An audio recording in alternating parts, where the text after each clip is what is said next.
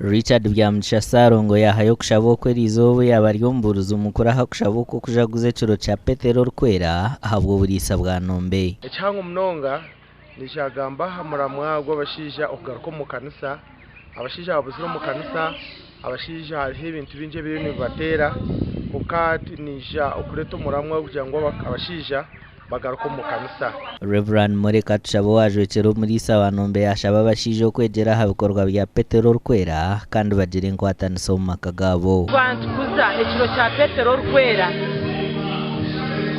abashija bine chamani munonge cyari kwega hari Petero akariyo mushija urukumisiriza namwe no muri ejo litwegera kimwe ngo abashija bagiro kumisirizo mu makagabo. Umuntu atashomere nabayine binje byakubura mu magarage nwangu no bokubwigahara nore muntu agigahira ine bintu byinji onkogero to ogu amageza genza ro kuyayongira amageza gishomero akarara so okushomesa omwana kimanyisa munyesya ine hangu byakuza gukorera ihangire. Rogers Katwes Jor mukuru w'ekibina cha Fathers Union ahabwo burisa bwa nombe yayihananje z'abaziro kutamana minja hamwana wo mwojo oyagira ngo anagirwe nyuma zobe ryebarabe na bino butwantumekereje mbwenu nimpiga abashija bona abanye namakamwena kubasa kuta amani no muhimbo munonga abana bitu babojo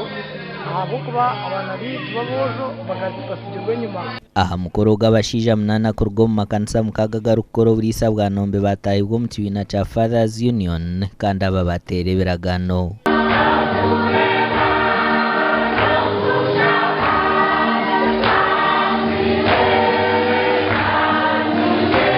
Okurigira hacaragane cyo batera abantu bujunanzo wabo kurinde kitindisa cyo bushwero burukwera okwetegereza abazire babana bo no kumanya ukuru okwera abanyenamaka hamwe no korre byentunguka. Amakoraga gasha kwa Abdukalim Sengendo.